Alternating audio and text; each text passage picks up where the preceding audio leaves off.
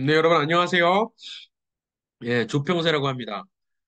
이렇게 미국을 위해서 또 미국의 특별히 대선을 위해서 올해 있을 11월에 있을 대선을 위해서 기도하는 모임에 함께 할 수 있어서 너무나 감사드립니다. 저는 한국에서 1776 연구소를 세워서 활동하고 있는 조평세라고 합니다. 1776 연구소 하니까 미국에 계신 분들은 감이 오시죠? 바로 미국의 독립연도 1776년을 따서 만든 연구소입니다. 결국에는 미국의 건국정신과 미국의 독립정신을 대한민국에도 알리는 그러한 역할을 하려고 하고 있습니다. 저는 다른 무엇보다도 여러 가지 현안들이 있고 또 대선을 앞두고 여러 가지 생각하고 기도해야 될 제목들이 있지만은 저는 무엇보다도 미국의 건국 정신에 대해서 이야기를 하고 싶어요. 미국의 기독교 입국입니다. 영어로는 America's Christian Founding이라고 할 수가 있는데 과연 미국은 기독교 정신에 입각해서 세워진 나라가 맞는지에 대해서 우리가 좀 더 확신을 가지고 이야기를 할 수가 있어야 될 것 같습니다. 그래서 앞으로 10번에 걸쳐서 이야기를 하게 될 것 같은데요. 뭐 오늘은 첫 시간에 오늘은 미국의 국장에 대해서 이야기를 하겠습니다. 그레이트 실이라고 우리가 알고 있는데 독수리죠. 독수리 모양과 또 피라미드, 미국 1달러짜리 지폐에 그려져 있는 그 그림입니다. 그림이 무엇을 의미하는지, 이 그림에 어떤 기독교적인 정신이 담겨져 있는지에 대해서 이야기를 하겠습니다. 아마 많이 아시는 내용일 수도 있어요. 그렇지만은 반복해서 이야기해도 아깝지 않고 반복해서 들어도 아깝지 않은 내용이기 때문에 그리고 또 우리가 무엇보다 외워서 우리가 잘 숙지해서 주변 사람들과 우리 자녀들에게 계속해서 알려줘야 되는 의무가 있고 그것을 또 세속학자들이 계속해서 지우려고 하는 그러한 분명한 역사이기 때문에 더욱더 우리가 분명히 알아야 할 것 같습니다. 그리고 미국의 독립선언문 A4 용지 한 장 정도밖에 안 되는 1300자 정도 되는 그 독립선언문에 하나님에 대한 표현이 총 4번이 나오죠. 4번이 나오는데 그 안에 숨겨져 있는 또 녹아져 있는 기독교 정신에 대해서 이야기를 해보고요. 미국도 우리 대한민국처럼 우리 한국처럼 기도로 시작됐을지에 대해서 한번 재밌는 이야기를 해보고요. 그리고 또 초대 대통령 조지 워싱턴은 어떤 신앙을 가지고 있었는지 얘기를 해보고요. 그리고 과연 미국은 기독교 국가가 맞는지 아니면은 아닌지에 대해서도 이야기를 해보고요. 그리고 존 제이와 엘리아스 구디노라는 유명한 부부가 있어요. 많은 파운딩 파더 중에 가장 신실한 기독교인들이었는데 이들이 세운 협회가 바로 미국 성경협회, American Bible Society예요. 미국 필라델피아에 있죠. 그 협회에 대해서도 이야기를 해보고 아주 중요한 역할을 했기 때문에 미국 역사에서 중요한 역할을 했기 때문에 다뤄보겠습니다. 그리고 리버티 벨, 필라델피아에 있는 리버티 벨과 그리고 또 리버티 벨이 어떻게 노예 해방 운동을 촉진시켰고 어떻게 링컨 대통령을 배출시켜서 남북 전쟁을 치르면서까지 노예를 해방시킬 수가 있었는지 그 배경에 기독교인들의 어떤 역할이 있었는지 이야기를 해보도록 하겠습니다. 그리고 그 링컨의 게티즈버그 연설, 미국을 재건국했다라고 할 수 있는 게티즈버그 연설과 그리고 또 2차 취임식 연설에 대해서 한번 해제를 해보는 시간을 갖고 싶습니다. 링컨 메모리얼 들어가면은 왼쪽에 게티즈버그 연설이 있고 오른쪽에 2차 취임식 연설이 있죠. 그러니까 세 페이지에 걸쳐서 그 내용에 정말 심오하고 깊은 성경적 가치관들이 여기 담겨져 있어요. 그 내용을 한번 이야기를 해보도록 하겠습니다. 그리고 현대 보수주의 운동, 미국의 50년대부터 시작했던 미국의 보수주의 운동에 대해서도 이야기를 할 텐데 미국의 보수주의 운동을 딱 한마디로 정리를 하자면은 결국 미국에서 그 건국의 유대 기독교적 전통을 회복하는 것이 곧 보수주의 운동이라고 할 수가 있습니다. 미국의 기독교 정신을 다시 회복하는 것이 곧 보수주의 운동이라고 할 수 있어요. 우리 대한민국에서도 사실 마찬가지고요. 미국에서도 마찬가지입니다. 그 보수주의 혁명이 어떠했는지 그리고 그 보수주의 혁명을 통해서 결국에는 20년 만에 로널드 레이건이라는 대통령을 배출하게 되는데 그 로널드 레이건이 일으켰던 보수주의 혁명에 대해서 그리고 소련을 어떻게 무너뜨렸는지에 대해서 이야기를 해보도록 하겠습니다. 그리고 과연 올해 12월에 11월에 과연 그 놀라운 역사를 다시 재현할 수 있을지를 이야기를 해보고 또 기도하는 시간을 갖도록 하겠습니다. 먼저 오늘은 미국의 국장입니다.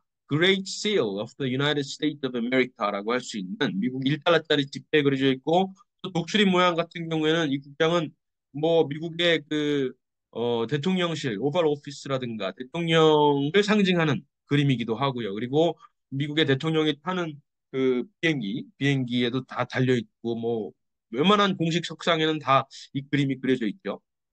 미국을 상징하는 대표적인 그림이 바로 독수리라고 할 수 있는데 왜 독수리가 되었을까요? 왜 독수리가 되었을까요?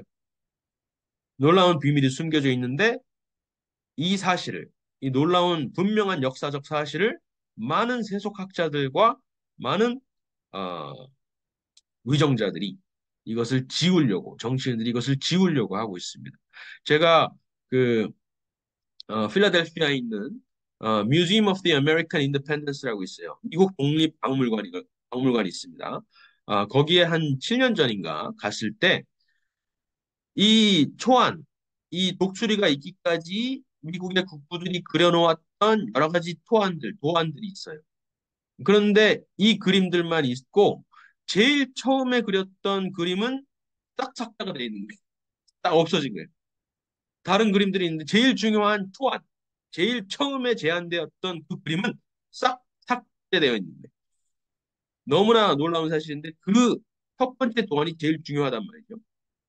이게 이제 세 번의 위원회에 걸쳐서 여러 가지 도안을 그렸는데 결국에는 찰스 톰슨이라는 의장, 그 당시에 데릭 후레이 의장이 1782년에 이 독수리 모양을 딱 확정을 지어버려요. 확정을 급하게 지을 수밖에 없었던 이유는 뭘까요? 1783년에 영국하고 협정을 맺어야 되거든요. 파리에서 Treaty of Paris, 파리에서 평화협정을 맺어야 되기 때문에 재빨리 미국의 국장을 빨리 만들어야 되는 거예요. 그래서 그동안 있었던 여러 가지 토안들을 종합해서 이것으로 결정을 하자라고 해서 독수리로 결정을 해버리는 것입니다. 그리고 피라미드는 뒷면에 있는 모습인데 그 도안들이 이렇게 여러 가지 도안들을 걸쳐 왔는데 다 폐기가 되고 이 독수리가 살아남은 거예요. 그런데 그 독수리가 있기까지 왜 독수리일까 우리가 생각을 해보면은 제일 처음에 토한 지금 세속 위정자들이 정치인들이 지우려고 하는 그 토안이 뭐냐면은 바로 이 그림입니다. 이 그림. 이 그림. 누구냐면은 제일 처음에 1776년 7월 4일에 독립선언을 하잖아요. 독립선언을 한 다음에 그날 저녁에 에릭 후레이가 모여서 우리가 새로운 나라를 만들 텐데 우리나라를 상징하는 이 미국을 상징하는 하나의 그림이 필요하다. 도안, 국장, seal이 필요하다라고 하는 거예요. 그래서 독립선언서를 써왔던 그 세 명의 인물들을 그대로 불러다가 프랭클린하고 존 애덤스하고 토마스 제퍼슨 이 세 명을 불러다가 이 새로 태어나는 미국을 상징하는 그림을 하나 그려오세요. 라고 말을 합니다. 여기 왼쪽에 앉아 계신 분이 벤자민 프랭클린이죠. 다들 아시죠? 그리고 중간에 존 애덤스, 나중에 2대 대통령이 돼요. 그리고 여기 서 계신 분은 토마스 제퍼슨이라고 하는 3대 대통령인데요. 유명하시죠? 그런데 이 세 분이 모여가지고 한 개월 만에 한 개월 좀 넘은 2달 가까이 되는 그 기간 동안에 머리를 맞대고 그림을 하나 그려오는데 바로 이 그림인 거예요. 이 그림을 그려오는 거예요. 8월 20일 날 이 3인위원회 Committee of Three라고 하는 이 1차 도안위원회, 국장위원회에서 이 그림을 그려오진 않았고 글에 써와요. 나중에 그 글을 토대로 어떤 로싱이라는 사파가가 이 그림을 그린 겁니다. 근데 그 당시에 묘사했던 그 그림의 모양을 한번 보세요. 이것을 제안한 사람은 프랭클린입니다. 그리고 제퍼슨도 비슷한 그림, 이스라엘을 묘사를 하는 그림을 제안을 해오는데 구체적으로 보면은 여기 구름기둥과 불기둥이 있죠. 그리고 홍해를 건너가 있는 모세와 히브리 백성들이 있어요. 그리고 홍해에 쓸려 내려가는 애굽 병사들이 그려져 있습니다. 한마디로 출애굽 사건을 미국의 그림이다. 미국을 상징하는 대표적인 그림이다라고 이 세 사람이 그려온 거예요. 이 세 사람이 그려온 거예요. 심지어 이 세 명 중에 존 애덤스랑 토마스 제퍼슨이랑 프랭클린 이 세 명 중에 가장 신실했던 크리스찬은 누구냐면 존 애덤스예요. 근데 존 애덤스는 이런 그림을 제안하지 않고 무슨 로마 공화국의 어떤 상징들을 가지고 왔습니다. 그런데 오히려 그 당시에 세 명 중에 가장 이힐론적이고 약간 날라리 기독교인이라고 할 수 있는 벤자민 프랭클린하고 토마스 제퍼슨이 오히려 그들이 이스라엘 민족의 출애굽 사건을 미국을 상징하는 그림입니다라고 가지고 온 겁니다. 놀라운 사실이죠. 왜 세속학자들이 이 그림을 이 미국 역사에서 지우려고 하는지 감이 오시죠? 감이 오시죠? 놀라운 사실은 이것이 1776년 8월 20일 날 제출한 초안인데 그로부터 150년 전 청교도들이 필그림들이 이제 메이플라워호를 타고 매사추세츠에 도착을 했을 당시에 그죠? 한 105명이 오잖아요. 그 사람들이 들고 있었던 그 필그림들이 들고 있었던 성경이 뭐예요? 바로 제네바 성경입니다. 제네바 성경. 제네바에서 칼뱅 존 칼뱅의 지도를 받아서 영어로 번역했던 최초의 주석 성경입니다. 심지어 일러스트 사파도 들어가 있는 최초의 성경이에요. 그런 성경에 주석이 가득 빼곡히 3만 단어의 주석이 담겨 있는데 거기에는 개혁주의 정신과 독립 정신 그리고 만인 제사장설 이런 것들이 다 담겨 있습니다.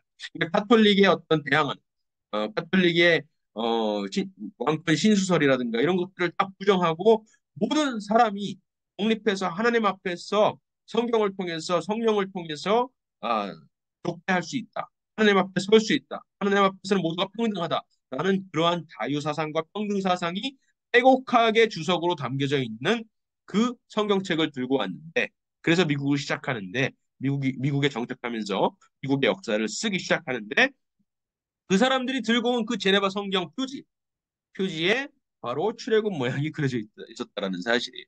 이게 그 당시에 들고 왔었던 성경책인데 그 표지에 바로 출애굽 모양이 그려져 있는 것을 알 수가 있습니다. 그 출애굽 앞 위와 아래 그리고 좌우에는 그 출애굽 당시의 성경 말씀이 써 있습니다. 너희는 두려워하지 말고 가만히 있어서 여호와께서 오늘 너희를 위하여 행하시는 구원을 보라. 홍해를 건너기 전에 하나님께서 이스라엘 백성들에게 하시는 말씀이죠. 그리고 여호와께서 너희를 위하여 싸우시니 너희는 가만히 있을 테니라.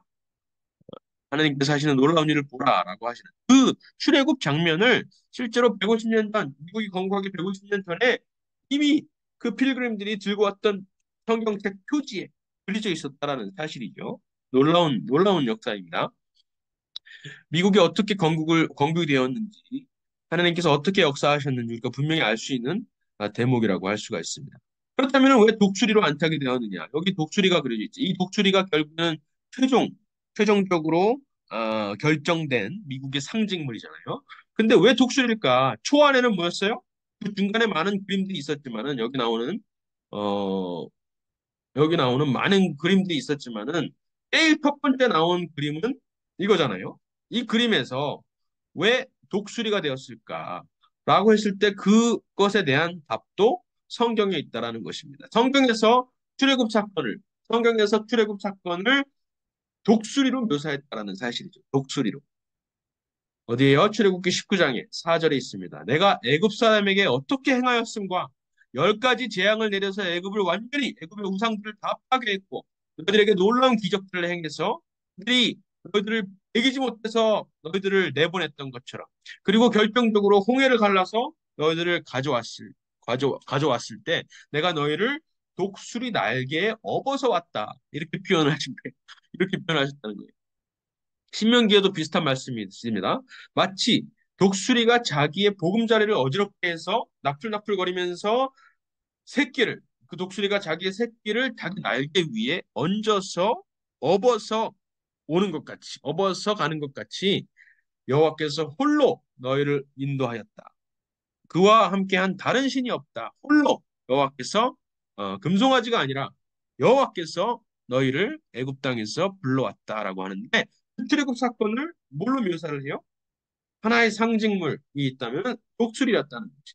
그래서 지금의 독수리가 되었다라는 사실입니다. 지금 미국을 상징하고 있는 대표적인 그림이 독수리인데 그 독수리가 된 배경에는 바로 출애굽 사건을 미국의 국부들이 자신들의 상징이라고 미국을 상징하는 대표적인 그림이라고 여겼다라는 그 역사적인 기록이 있다라는 것이에요.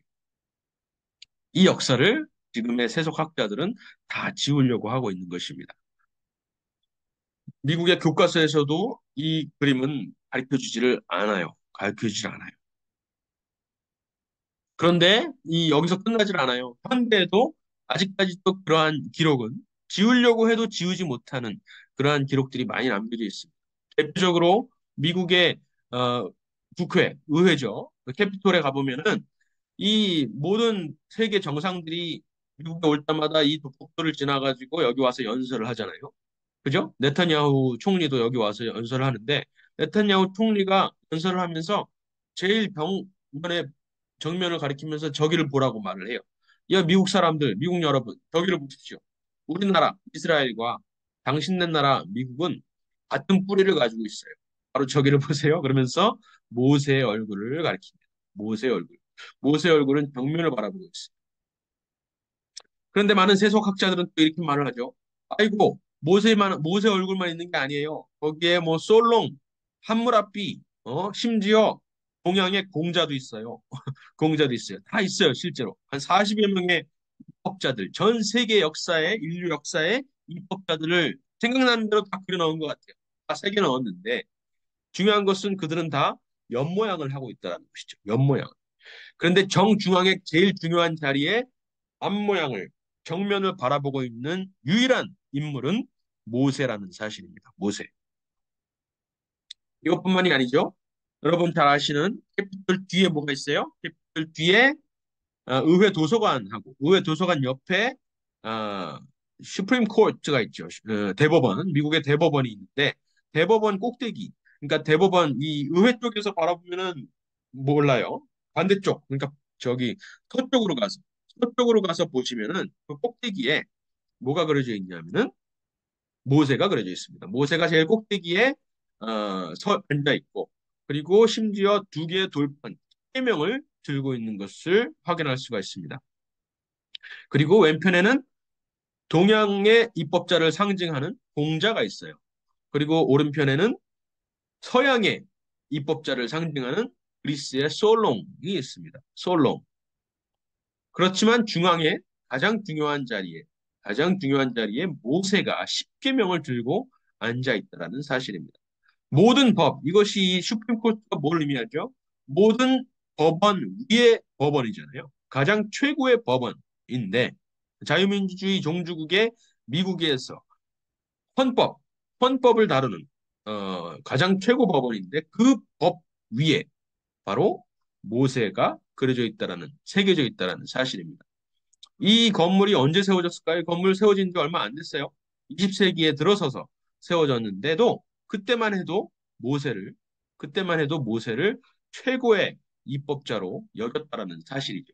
결국에는 모세 오경, 창세기부터 신명기까지의 그 다섯 권의 책, 모세 오경에 나와 있는 그 율법, 대표적으로 십계명을 근거로 십계명이라는 놀라운 상위법, 도덕법을 근거로 미국을 세웠다라는 사실을 여기서 알 수가 있는 것입니다. 숨길 수 없는, 숨기고 싶지만, 또 세속학자들이 숨기고 싶지만 숨기지 못하는 역사이죠. 시간이 없으니까 다음 시간에 이 토마스 후커 목사님 이야기를 해야 될 것 같아요. 한 가지만 더 보겠습니다. 미국의 국부들이 정말 성경을 토대로 미국을 세웠을까라고 했을 때 실제로 이것을 연구한 사람이 있어요. 루츠라는 학자가 그 당시에 1760년도부터 1805년, 그러니까 1776년 미국을 건국했을 때를 기점으로 전후로 2, 30년을 더해서 그 당시에 50년 정도 기간 동안 모든 15,000건의 미국 정치 문헌을 조사해 봤어요. 그 당시에 조사를 해보니까 누구를 가장 많이 인용을 했을까 생각을 했을 때 존 로크 아시죠? 그리고 블랙스톤, 그리고 또 몽테스큐에, 프랑스의 유명한 법철학자 몽테스큐에 이런 사람들이 가장 많이 인용이 된 것을 우리가 확인할 수가 있습니다. 보통 세속학자들도 그렇게 인정을 하죠. 그렇지만 이 세 사람보다 대표적으로 미국의 건국의 그 정치 철학의 근간이 되었다라고 하는 이 세 사람보다 훨씬 더 많이 인용된 사람이 한 사람이 있는데 바로 모세라는 사실이에요. 모세라는 사실.